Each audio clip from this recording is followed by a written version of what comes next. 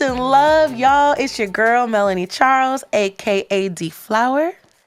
And your girl, YunieMo, a.k.a. YunieMo. And you're listening to and watching the Make Jazz Chill Again podcast. Pew, pew, pew, pew, pew. How did we both do that?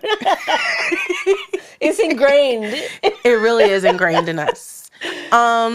Today is just Uni and I in conversation, which is really fun. I like when we get to just talk, me and you. In person. Yeah. I love to see your beautiful face in real life. Just the screens and the Zooms and the StreamYards and just better in person, up in our game. You know what I'm saying? I guess like to jump right in, we are in a very historical time right now. I mean, we haven't had an episode since the Drake-Kendrick beef. We didn't have an episode. The last episode we did was with Caddy Rodriguez. Shout out to Caddy. Shout out to Caddy.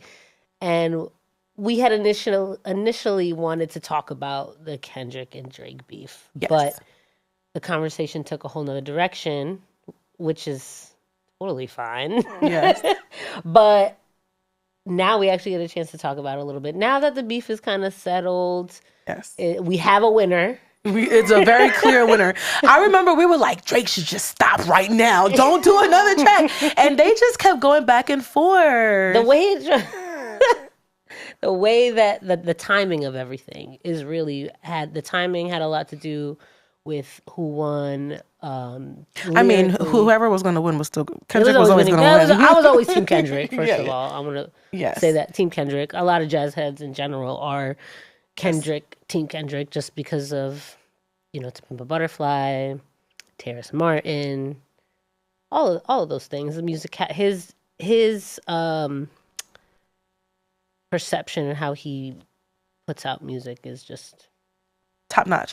But I must say, I don't know if it's like first person shooter. Which one? He's like Claudine, Pauline. I packed like some sardines. I kind of like that one though. So I mean, I still am Team Kendrick, but Drake had a few little moments was good. Yes, it was blow for blow. Yes, at one point it was.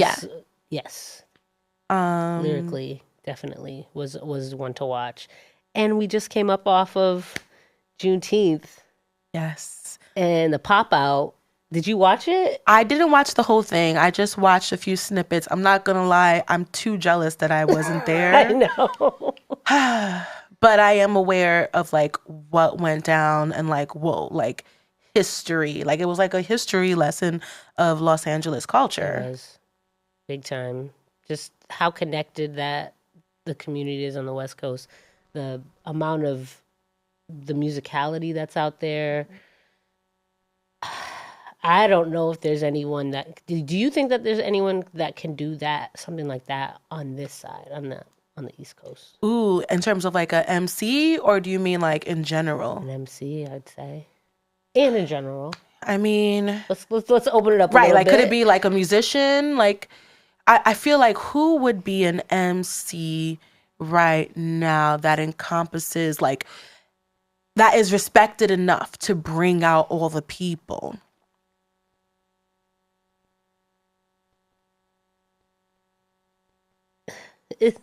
That's young and relevant. I mean, you could say Jay-Z, but I don't think he's like accessible enough. No. Like Kendrick is definitely the people's like man.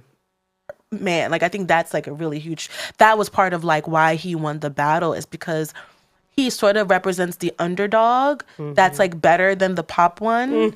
You know what I mean? Even though he is pop, like everyone knows Kendrick, but I think the numbers would say that Drake has a bit more fame, I think, pop-wise. Pop-wise, yes. He's a pop artist. But in hip-hop, people know what's up. But Uni, that's a really good question. Like, who is a rapper on this coast that could do that lift? Bring people together and have a show at MSG. Who would you say, Chris? You would say Jay-Z? His ear is to the streets. His ear is to the streets, Jay-Z. What's happening? He's signing. He is signing. I don't know if y'all could hear it, But Chris, who runs our audio and stuff, said that he nominates Jay-Z because he got his ears to the streets. AKA DJ OOOchild. DJ OOOchild, yes. DJ OOOchild said that. Yeah, that's true. I mean, I think the interesting thing that I took from this battle, because, you know, I'm always taking it back to jazz, my corny ass. No, but that's what we do. What do you mean? It ain't corny. And I'm always like, what can we do to bring that same sort of energy to the music? Mm-hmm. You know, and I think unification, but also a little bit of provocation. I think like the reason why this battle was so exciting is because people were kind of going for some blows. Mm-hmm. And we hear stories of back in the day of like cats throwing music stands at the bandstand if you sound like, if you don't know the tunes. If you sound terrible. Yeah, if you're like disrespecting the music. And I feel like we really lost that. Something that we're talking about as we're setting up Uni was like, first of all, the importance of knowing tunes is a lost art. Yeah, and the only ones that let me say it, the ones that are learning tunes it's when you're in school is when you're learning the most repertoire, and then you carry that with you because that's your time to really get in the shed and practice and focus on solely the music. And then when you leave, you don't really have that time. You don't have that time anymore. But like I say all that to say, I see why it's less tunes. Also, I think it has to do with people finding their own voice and creating their own new repertoire. You know, I mean, when you look at Miles, he wanted to step away from that in his career, and he didn't want to play the same songs over and over again. So it's like, I see why, because the music progresses and moves on. But when you look back, when you're studying music and you look back, the further you look back, the more you can move forward in a lot of different ways too. I feel like the importance of knowing tunes is community. Because if we all know this one tune, then we can come together and like play it together. Yeah. You know, and I think there's nothing more powerful than that, to go to France, to Japan, and then call Beatrice and like everyone know Beatrice. Yeah. And like that's like really like shape shifting and kind of like radical in a way.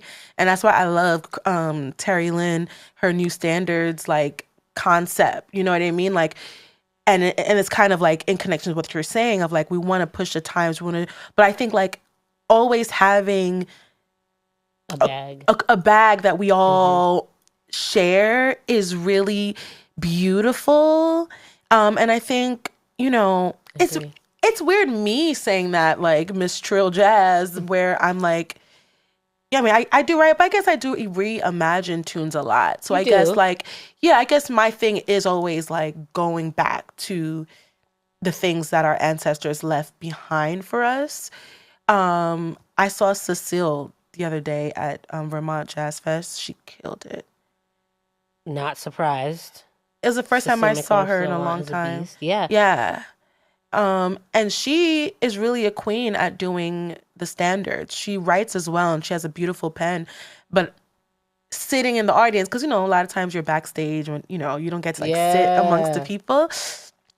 And I could tell that the people really enjoyed how she is interpreting songs that they already know.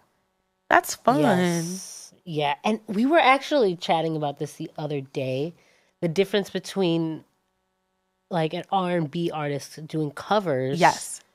Versus a jazz artist doing covers but we call them standards. Yeah. And it's more welcomed in the jazz space versus an R&B or more popular genres of music. When you do a cover, it's more critical. It is. I guess because like in jazz, like that was always like part of the formula, like taking pop songs and then making them jazz or black, you know what I mean? Like, or musical theater. A lot of musical theater tunes end up being standards. So that was our power. I guess that was like our rebellion of like, oh, y'all did it like that. Well, this is how and do it like this. Whereas I feel like R&B soul music is about your like an original composition, original voice, and an original as a songwriter, pens, or as a someone songwriter. writing a song for you, or someone writing a song for you, but like the lyrics and the melodies being like current. Like I feel like the lead R&B pop soul singers of all the generations, yes, they do covers and stuff. There are moments of covers, like Gladys Knight. I heard this version of Gladys Knight doing Pony?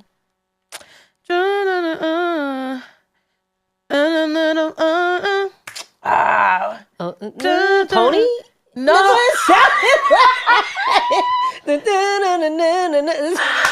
Sound like you Why saying am I Pony, mad? I'm so sorry. mad I can't remember the name of the song. And a dozen roses. Come on, Chris, help us out. What song is that? Joy of Laughter. Curtis Mayfield. I'm still laughing. Makings of You. Not Pony. My phone. It does kind of sound the same. I'm dead. Anyway, sorry. That's an example of an artist doing a cover. Now, I think that the only time an R&B or soul artist is respected in doing a cover if they do it better than the original, or just like they offer up something to the song that we A needed. completely different arrangement, different interpretation, different beat, all that. Yeah, I agree. I agree with that.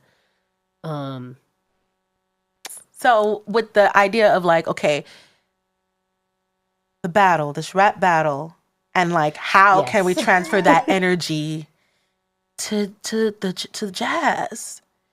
Like, and I made a tweet about it. It's a torch. Yeah, it's a passing of the torch. It's a passing of the torch. And also the cosigns, the various cosigns of the elders.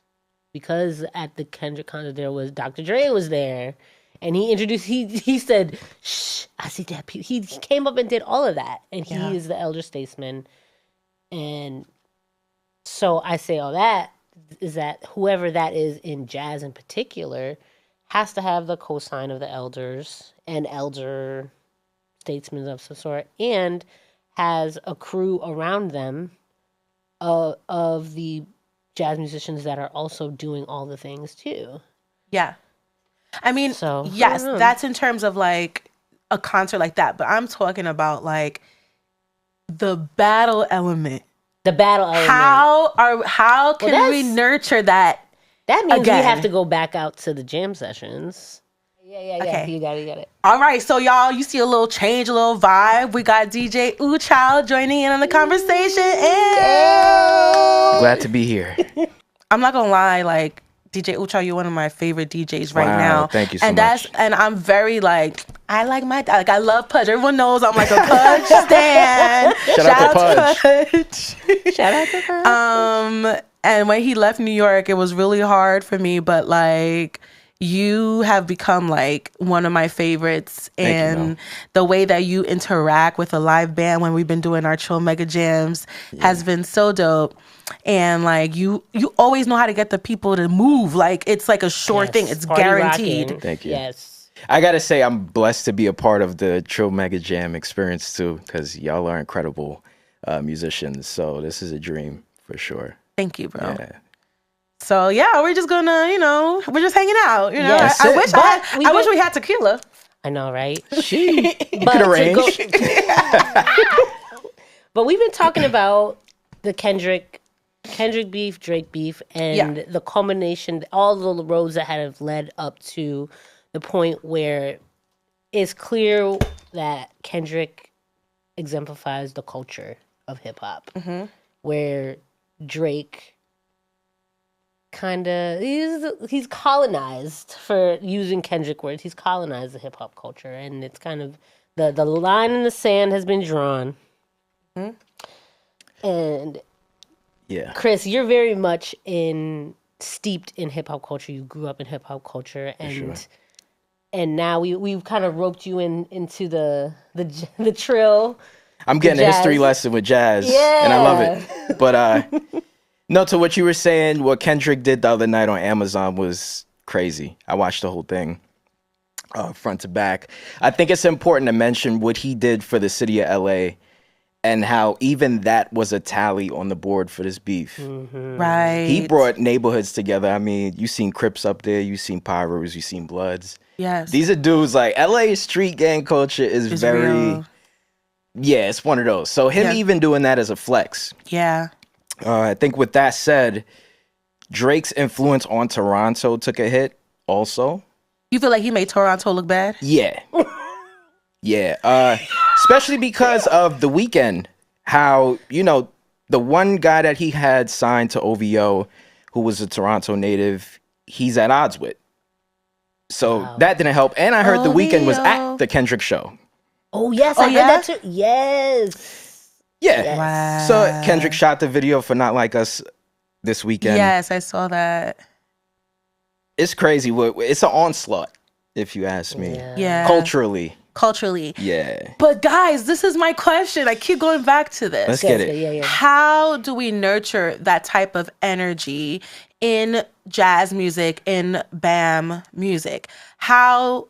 Because I feel like jazz right now, I mean, there is like a rebubbling, I feel, but I feel like it's still like a specialty. Yeah. It's not like everyone's talking about who dropped the latest, like, you know what I mean? Like, it's only people, if you're checking for Bilal, that you knew that Bilal just dropped his album, you know? Yeah. So I think that beef is a signifier that we need more conversation musically between each other.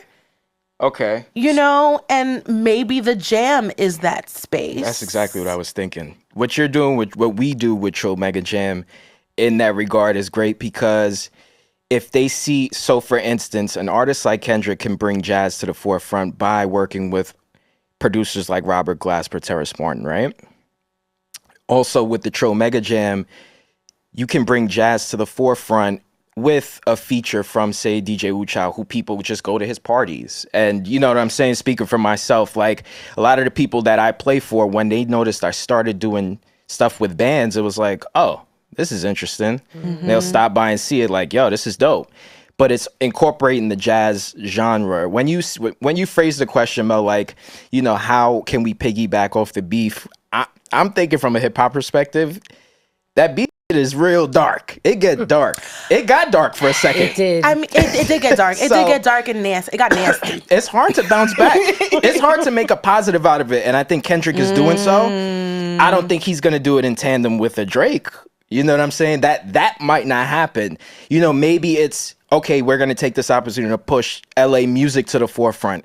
And so in that comes a Terrace Martin. People learn about, you know, a West Side Boogie that people are now posting about. I've been listening to Boogie for years. You know, I'm glad he's getting the shine now because of Kendrick.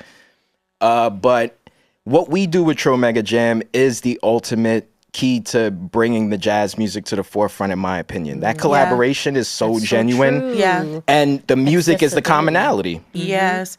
I think that you're right, because I think what makes our Tro Mega Jams really special is the DJ element, because you are taking us down a trip down memory lane and like sonically drawing the connections with like what things were sampled, and like maybe we're doing this tune, but that tune was sampled in this. Exactly. Like, and I think that especially on Not Like Us, he did do a history lesson about Atlanta, and like just like that, like that whole song is like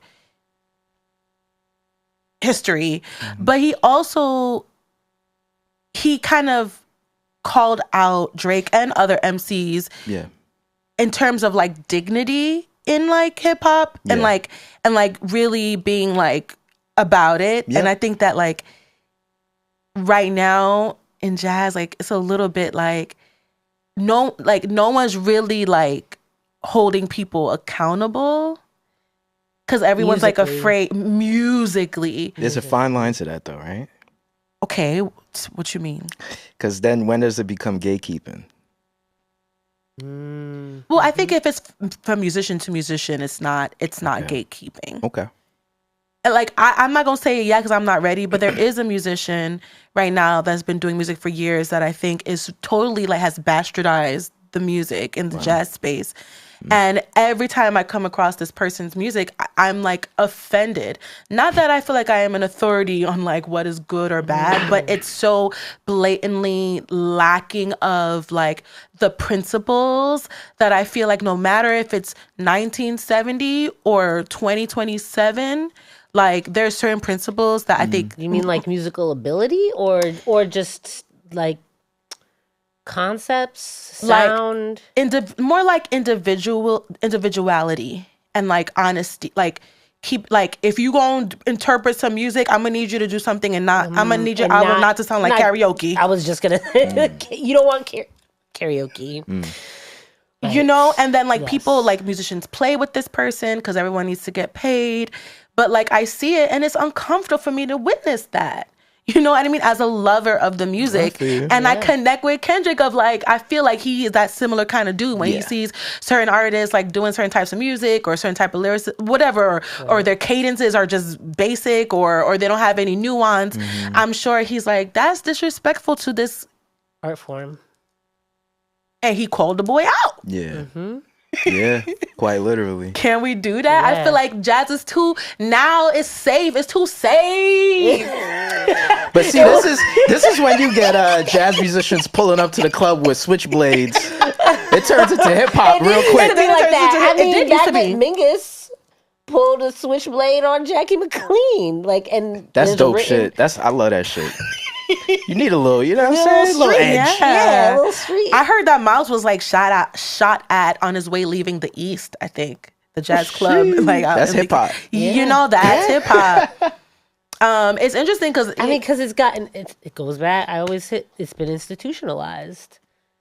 There's good things about institutionalization because then there's formalities and then history is written down and people are respected and given honorary doctorates and all those types of things. Like I don't want to take away those accolades to where the credit where credit is due is what happens with institutes when things are institutionalized. But then things like this happen where it is softer, where that fine line of gatekeeping. Some things kind of do need to be gate kept in order to maintain authenticity. But then there's the other side of globality, like things becoming more global, I guess. But I think the part of the reason why it's soft is because it's in the schools. Yeah. In my opinion. I mean, I think about hip hop and I'm worried about that because if you want to say that jazz is like the big brother of like hip hop, since as hip hop is one of the newer in terms of our history, I'm starting to see it being a course now at like Berkeley. Yeah. And shout out to my bro. He teaches like courses at Berkeley. Nice. Radar Ellis. Shout out to Radar. We love you, Radar. But like, and that's important because the people need to know certain things. And I think in the hands of the right person, i.e. Radar is the right person to be the one to be educating the generations. I think at the same time, once it starts becoming like other people trying to teach the thing, and then, you know, then it's like, what happened to jazz? Could it happen to hip hop? Yeah. So also with what you're saying in that regard, I think a key element to this battle was Kendrick calling out the fact that Drake wasn't being himself. And so you saying that you hear, you know, and it sounds like karaoke, you're not being yourself. You're not owning it. You know what I'm saying? And I see the same thing with DJs too, where they're going off of a script and trying to do the thing. You know what I'm saying? And it just comes off it comes off cheesy. And the people can see that. And wearing funny hats and stuff like that. And, Yeah. You know, and that's doing it. That's being the celebrity DJ. And it's just a lot of weird. What can you do? You know what I'm saying? This is what we have to be in the same rooms with these people. You know, we have to eventually cross paths with these people. So, I mean, do you want to be the Kendrick at a certain point in your career? You know, Kendrick afforded himself the ability to do what the fuck he did. He is in a position to do that. But it's work. Essentially, it also comes down to putting in the grueling work. Where if you are that type of person of Kendrick Lamar, like I was listening to something the other day where they said that Kendrick just does raps and works out. Yeah. And that's it. You could That's, tell. that's his life. Right. You could tell. You could tell. I mean, it doesn't have to be on a Kendrick level. I always like to like refer back to historically and like listening sessions. They literally called it cutting sessions because Cats was just like shredding. Yes. But then It wasn't that long ago. That's the 90s coming up. But then they were still doing cutting sessions in the 90s. Yes, I mean when you think about the Young Lions, like the Roy Hargroves, Kenny Kirkland, that era of jazz. Now we can call it an era. Yeah. That's what they were doing. They would roll up, they would cut people in the session, and they would roll up together. Right. And now they're gone. They're gone, but you just said something important together. Because it was like, it was a cutting session, but Cats was like smoking J's and taking shots after they got cut. You know what I mean? Even if you got your ass handed to you, you still hang with the person that embarrassed you. I mean, that's the culture that I grew up in. Being that's like hip hop. Yeah. Being from Hartford, Connecticut, we had, I don't know what the scene is now because I'm not there anymore, but there was a standard. You had to know the tunes. You would go up, you would get your ass handed to you, and then you would go home and practice, and then you would kick it. And it's all love. It was all love. But now people too sensitive. People too sensitive. It kind of just after the pandemic, this is kind of where the direction has been going because people don't want to go out anymore. People are tired. People move. I feel like that's why jazz is kind of where it is. But I think it's a slippery slope. I don't go out anymore. Do you? I mean, I only go out when we got gigs. Yeah, but exactly. I think though, the things that really mattered don't really matter anymore, and it's partially because of Is it the venues? I think it's because like the whole discourse of like, oh, like I think when you reject the old things, the old traditions, sometimes you lose some important pieces. Yeah. Mm-hmm. Yeah. Almost like we threw out the whole thing and we needed to keep a few things. Yep. And maybe we can like bring it, maybe we can bring it foster back. that. Maybe we can work There's on ways that. we can foster. I think there's ways, us in particular, Make Jazz Trail Again, can bring it back because there are elder statesmen that are still around that their phones aren't ringing like that. Or if they are, it's like they just go out for the gigs because they have families, because they don't live in Manhattan or Brooklyn or whatever. They're in New Jersey. A lot of these guys, I could name a list, but I won't necessarily have to go there. They're around. You just gotta call them. Yeah. And tell them hey, you want to come to the Trail Mega Jam? Do you want to lead it? And then there's a standard. That's a good idea. That they instill. I think to give y'all credit too, like y'all don't have to play those standards at these events. You guys are very, let me use the word like malleable. Like you guys can shift to whether we're leaning towards R&B, we're leaning towards, okay, this is a blues song. I've seen you come up, do a blues record. All right, we out, and then we back to, you know what I'm saying? That's to you guys' advantage and a luxury with teaching the next generation is, okay, maybe they're not understanding of the tunes or the standards when they're sitting in. However, you guys can help foster that to become regular for them because you guys also do the other stuff. So we're, in a sense, you guys are like the cool uncles and aunts of that jazz thing. No, real talk, because it takes, the approach has to be different from what it was for you guys coming up to what these kids deal with. Real talk. You said they're sensitive. Also, they've got the internet. Okay, y'all are not me on the stand.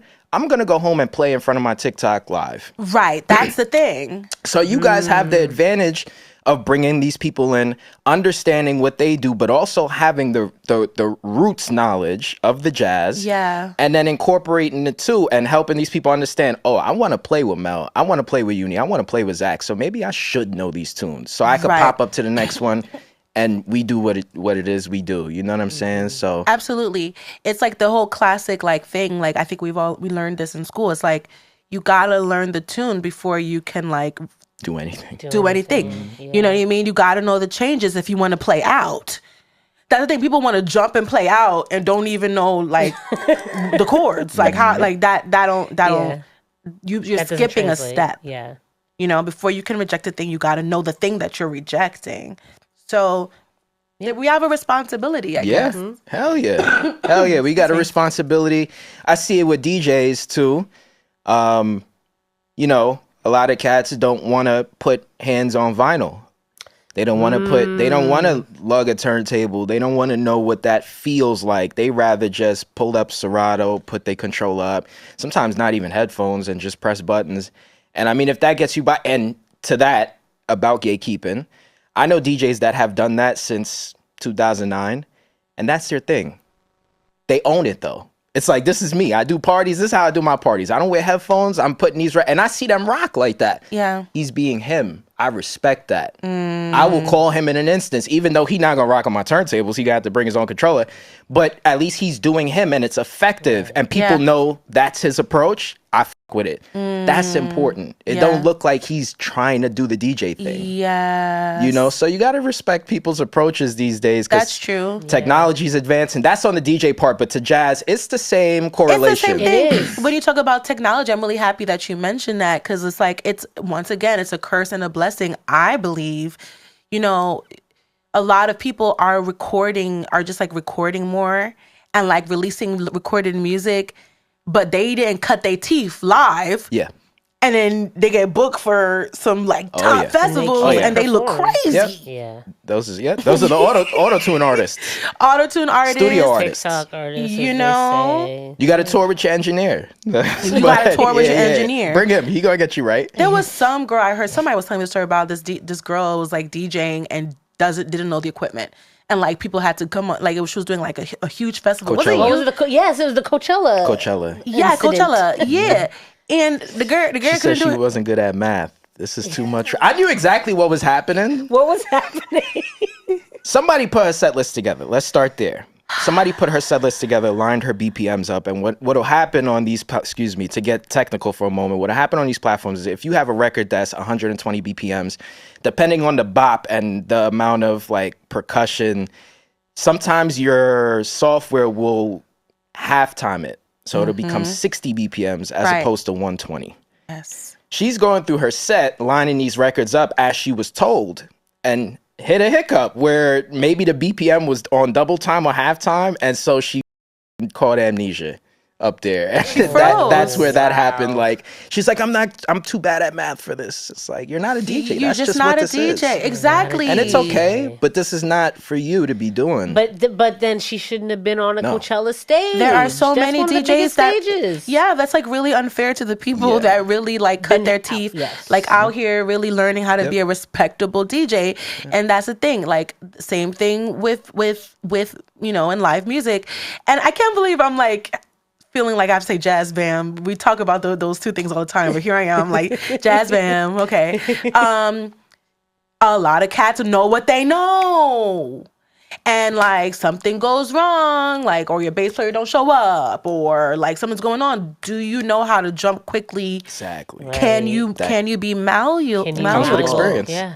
If I seen another video of it, which is inexcusable, but with Lil Boosie's DJ, his laptop died while he was doing Boosie's set. Ooh. Now, he was kind of screwed, and Boosie was going off at him because he just didn't have his charger. But in those instances, as a DJ, I mean, coming up, to tell y'all, and I know y'all got war stories too, I've gotten called last minute to do like a 40-year-old birthday party in Newark, and I was like 18, and I had just started DJing out like that. I've been DJing since I was 16, but out in clubs.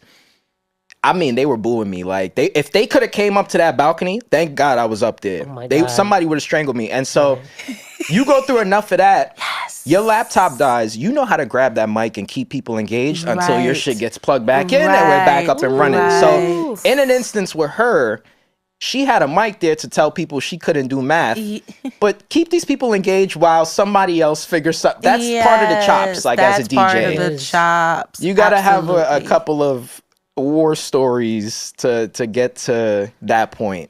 I mean, wait, what were you saying? I think something that I think about a lot is like ageism in our industry, in all of the different legs of this music, how like youth is really, really like almost fetishized, and like once you hit a certain age, you're kind of like disposable. Yeah. But as we're talking about this, it is reminding me of the value of the amount of time we've been around, you know, and like, at least I'm speaking to myself. Maybe you don't have this thing, but I definitely, due to like things that happened to me in my career, have felt the effects of feeling like, oh, absolutely, you're not really relevant no more. You know, there's this younger person coming in, or it's too late. I think what's really important, I think one, the years that we've been around is an asset rather than like a curse. 100%. But also we have to still stay current. Mm-hmm. And a lot of our jazz OGs were like always played with younger cats, like Kenny Garrett. Like, yes, he don't be having old people in his band. No. He's like, I'm the oldest one here. That's so true. That's important. Yeah, you know? I mean, you see, I always come back to Miles. I don't know, he's one of my favorites, and every evolution of his band, every era of his development, always a new band. Like, he's the one that discovered Tony Williams, and then he went on to play with John Coltrane, and all of the fresh new talent of that time then turned to icons. They were always in his band first. So like that's like the example of yeah, that. that's how it goes. Yes. And staying relevant is so important. I don't know if I talked about this on this podcast already, about Dee Dee Bridgewater, how I ran into her. Shout out to China Moses. We love you, China. China kindly invited me to come hang out with her and Dee Dee for Dee Dee's birthday. A couple of people were gathering, and I was in my little depressed thing, as I be getting depressed, y'all. And I'm like, this music thing, this is not what I signed up for. Why I have to promote? Yeah. Like, I just want to make music. And she was like, you gotta stay with it, or you're just gonna be bitter. You have to move with it. And she has been around for three times as long as me, and has seen so many changes in this music. Right. And even she still has the positivity of like, this is what it's about. You gotta, you know, so you gotta move through all the things. But to go back to what you're saying about ageism, and then and these situations that happen where this lady was on a Coachella stage and she clearly did not have put the time in, and that is the result of the industry being ageist. Like the industry did that to her. Yes. Yes. And I wonder how to make that stop, because it's the talent bookers, the agents, the wanting to sell of seats and making money. Like, I get it. Well, like young youth sells, like youth. Yeah, want youth sells youth. And people want the youth in the space. And youth talk about things, they rally around things, they squat up around things more than like older people maybe, but like older people have money. I kind of think you want everybody. The goal is for everyone to be part of I think with thing. that Coachella thing, it's a deeper, darker link with her, because isn't that Elon Musk's what's the girl's name? Oh my god, she's an artist. Man, what is her name? I forget. It's Elon Musk's wife, or the mother of his kids. I didn't know that. Okay. That is a deeper putting her on that stage could have been linked to a bigger picture. Yes. I mean, This is her first time out DJing, by the way. And the first time is going to be Coachella. Disrespectful. Yeah. Disrespectful. That's beyond ageism. Yeah, that's industry. Nepotism, all that stuff. Yes. Well, so in buttoning up about the Trill Mega Jam, I think what all in all, what we're trying to say is we want you to come to the Trill Mega Jam and sit in, regardless of what your specialty is or how long you've been playing or whatever it is. Like, we really want it to be a safe space, but like a space to grow and stretch, to share, and to get your mind to the lineage. Yeah. As we go along, we're going to be incorporating more. We're incorporating more guests, people that are in that respect the culture of the music. Yeah. but while keeping it open and welcoming at the same time. Absolutely. So we look forward to seeing y'all. Make sure you stay tuned on all of our socials so you can see when we're doing our Trill Mega Jams. I feel like, it's time for us to start winding down, but I would love for us to share with the people the stuff that we got going on. Yes. Yunie, why don't you go first? Yes, there's a couple of things that are going to be happening soon. DJ OOOchild and I are going to be performing at Seaport Beach Fest in Manhattan between Pier... The 17? Yes, Pier 16, between Pier 16 and 17. And we're going to be also opening up for Black Noise, which is going to be fun. But we're going to be doing our thing. Nice. Together. Y'all are a dynamic duo. Yes. And then Sonic Messengers is back. Yes! After a short hiatus. We're going to be at Superior Ingredients Rooftop. And it features my bro Ace Mo. Shout out. I'm wearing his merch today. Ace Mo. Save the world. Shout out check to out Ace. that record. Yes. And Chanel Johns on vocals and GBD. We're going to be rocking out. 4 p.m. to 10 p.m. July 26th. Fire. Those are the two next things. Nice. I think hopefully this episode goes up in a few days because I would love for y'all to come check me out on June 30th at Montreal Jazz Fest. Yes. I love Montreal Jazz Fest and the curation is so cool. 3 Stacks is playing the same night that I'm playing. Okay. Yes, I think he's like after, so you can see both of us, okay? We're going to be at the TD venue at Montreal Jazz. And then I'm also doing a set, they're calling it the Haitian Revolution. And it's featuring Jonathan Michel and Theo Abelard from Montreal. Nice. And we're going to be doing like a special like Haitian themed body of music on July 1st. I believe that's going to be. And then I'm doing a tribute to Bobby Humphrey with Jazz is Dead in LA. That's in August, right, Yunie? Yep, August 25th. August 25th, I feel like, but go online and confirm. That's been an interesting journey, studying the music of Bobby Humphrey and like getting into her mind. And like I've been looking at interviews and like just like trying to see where she was at when she recorded some of her iconic music. She's kind of underrated. Super underrated. In the jazz world, when you talk to people that aren't like totally in the jazz community, people are outside of that are fans, like selectors, collectors, and things. They know exactly who she is. Exactly. Right. Outside of jazz, they're like, whatever. But inside jazz, they're like, but outside of it, you're right. They really do like see her value. Yeah. I feel like she was really important in bridging the gap. Yes. Yep. She's a lot of people sampled her. Yes. Yeah. She started her own label and stuff. Like I've been digging deep into like what she's done. And like, we should get her on the podcast. She's still around? Yes. That's what I'm saying, bro. Yes. Okay. So we got a few connections. We know some people that can hopefully get Bobby Humphrey. We love you and we thank you for what you've done for our music, and we celebrate you and we hope that you feel loved because you are loved. Yeah. What else? We got a few more minutes. We do. What else we got some Trill Mega Jams coming up. Yes. So please follow us. Follow Make Jazz Trill Again Official. Yeah. The next one that's coming up is going to be for the Charlie Parker Jazz Festival. And on August 25th at New Blue. So we'll be back at New Blue again. Yep. And we wanted to talk about mental health today.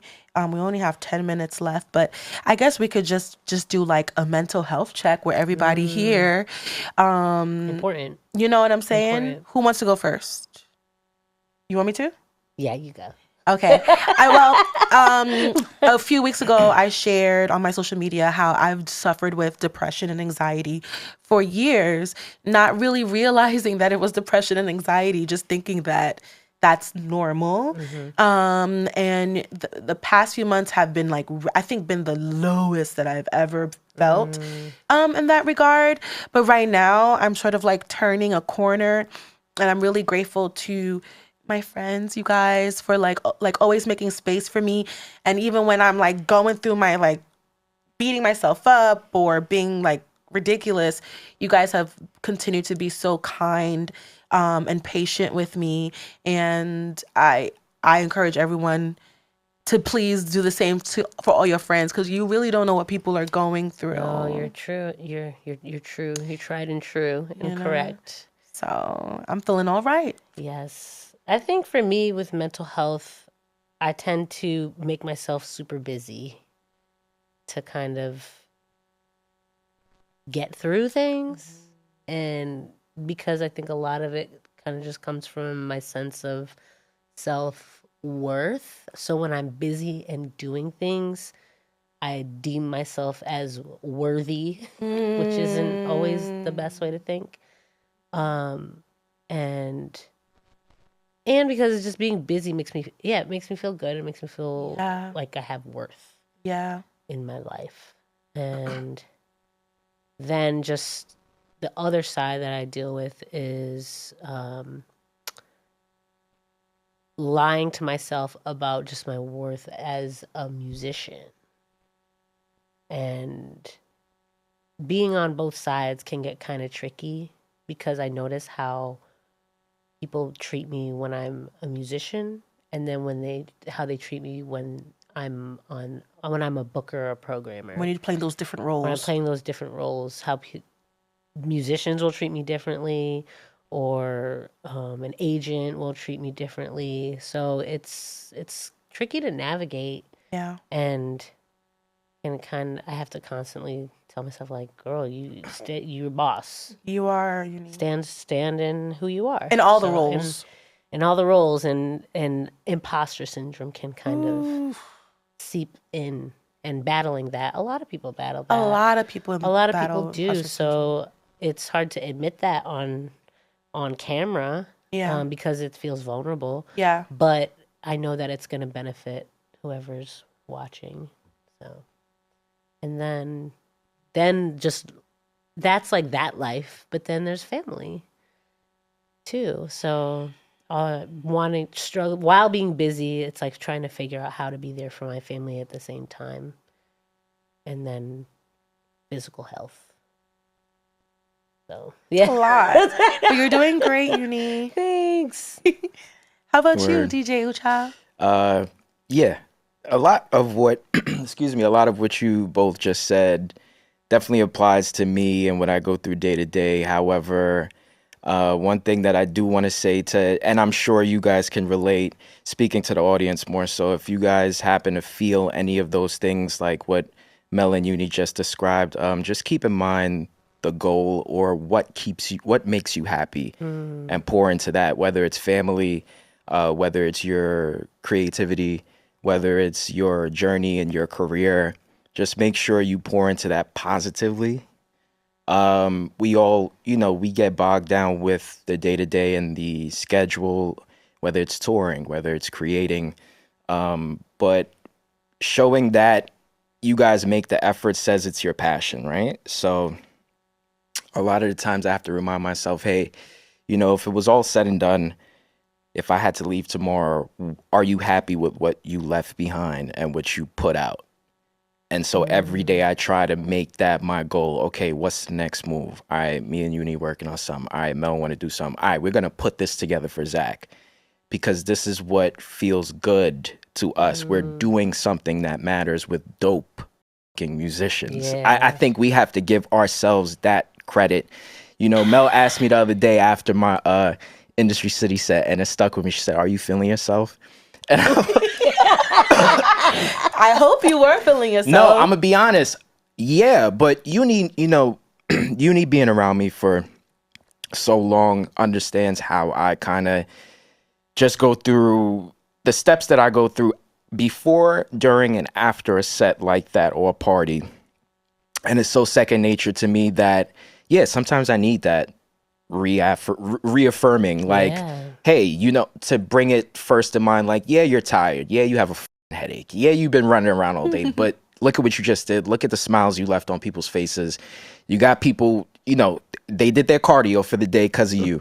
There's a lot to take away from just those instances. What we did for Zach the other night, I know that it's just super appreciative because, from the grassroots level that we're doing this shit at, we get to make those decisions as to how we want shit to look, sound, and so on. And I know that's so important. Shout out to Dara, also part of the production team for us at Make Jazz Trill Again. You know, we look out for each other in that way. And like I told Uni the other day, I'm like, we have to take pride in what we're doing, because this shit is, from what we started to what it is now and what it's gonna be, is all the fuel I need. You know what I'm saying? This is the music and the creativity is my refuge, and I'll just leave it at that. We deal with bullshit as Black folks in this world, period. The minute we walk the outside, that's a whole different podcast episode. But the music is my refuge. The creative process, the relationships, and the building for other people's brands as well is what enriches me. So when it's all said and done, that's what I'm happy with, and that's what I hang my hat on. That was beautifully said. Do we have a third host? What is this? Was this your audition? Did we just audition No, listen, you? I'm just talking my shit, yo. Yes, he's our Aaron Parks. That's it. He's our Parks. Just Right? talking my shit. He's our Parks. He parks. All right, well, Dara is over here waving us down, talking about she wants Trill Trivia. Did you think of a Trill Trivia? I had Trill Trivia. Okay, Yeah, damn.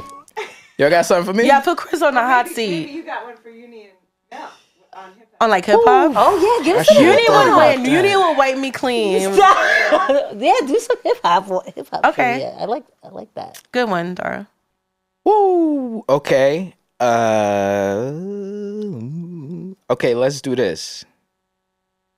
All right, I'm gonna just do some, like, it's not just gonna be jazz, not just gonna be hip hop, it's gonna be music in general. Yes. Can you name one of these artists that happens to not be from Buffalo, New York? Okay. A, Rick James. B, Norman Connors. C, Benny the Butcher. Or D, let's name a band, Stone City Band. Which of the four is not from Buffalo? So we got Rick James, Norman Connors, Benny the Butcher, and the band, Stone City Band. We think B. Norman Connors. All right, there we go.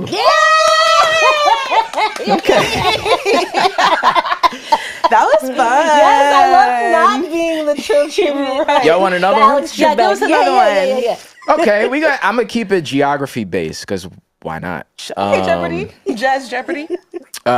Which one of these figures are not from Queens, New York? Okay. Mike Geronimo. A, Mike Geronimo. B, Ja Rule. C, Ashanti. Or D, goddamn, what's his name? Okay, let's go Jam Master Jay. Okay, so A, who did I say? Mike Geronimo. B, Ja Rule. C, Ashanti. Or D, Jam Master Jay. Not from Queens. It's either Ashanti or Geronimo. Ja Rule is Ja from Rule Queens. is from Queens. Jam Master Jay. I can't remember if Ashanti is from. She's not from New York. Is she? I think she. No, she is. I think she is from Queens because we were gonna put her in Summer Stage. We were trying to have her. So in then Summer Stage. We'll bleep that out. We'll bleep that out. No, we don't have to because it's fine. Okay, so wanted to do it, she just what got we had, pregnant. A, She just got pregnant. A, Mike right. Geronimo. B, Ja Rule. C, Ashanti. Or D, Jam Master Jay. So it has to be A then. Because Ja Rule is from New York. Wait, who was A? Mike Geronimo. Yeah, Mike Geronimo. A. That's wrong. No. Okay, That's wrong, then yo. it's So was it Ashanti? Was It's I right? Ashanti. Ashanti's from Long Island. Ah! Yikes. Almost. Oh, Okay. I I know, That's so fine. close. All So right. close. That's good. So You know, close. all right. That's okay. You humbled us or whatever. Yeah, It's I'm okay. It's okay. We gonna remember that she's from Long Y'all Island could and I'm throw from it. Queens. We're If y'all got it, Jazz, I mean, y'all can make up for it. Y'all could throw one at me. Throw one, and then we gotta go. One Okay, more. okay. That'll make 3. Okay. What is the name of the song that was sampled in Kendrick Lamar's song Rigor Mortis? How you gonna ask him a question like that? He gonna know the answer. He might not. Do you know? Let's do multiple choice. See? Come on. Multiple choice. Okay. I love that song. Exactly. Multiple choice. Is it A? Is it A, The Core by Freddie Hubbard? B, The Thorn by Willie Jones III? C, Members Don't Get Real Weary by Max Roach? Or D, Sidewinder by Lee Morgan? What was B? What was the name of B? The Thorn by Willie Jones. It's that one. There we go. All right now. OOOchild. All right now. Of course you gonna know that one. Okay. Well, this was a really fun episode. We hope you guys enjoyed listening to us. It's watching us. And watching us. Do you like seeing us? Let us know in the comments if you like seeing our faces. Oh, we got comments now? We got comments now. Oh, no. But yeah, make sure you come check us out in our various engagements and jams and all that stuff. Come up and say hi. We love engaging with the people who listen to our podcast. And yeah, we'll do our sign off. Chris, since you know newer edition, you could do the call and response. I don't gotta set you up. And y'all make sure to follow me at DJ OOOchild on That's IG. DJ OOOchild. Is it okay that I say your government name, or you rather not your government name? That's cool. said? Y'all can call me Chris. Okay. Cool. But DJ OOOchild on the gram and all the socials. DJ OOOchild. Yep. And Melanie Charles is D-Flower on the Instagram and YunieMo, YunieMo. All right. You'll find me. So Signing out. I'm gonna do it. Okay, you do it.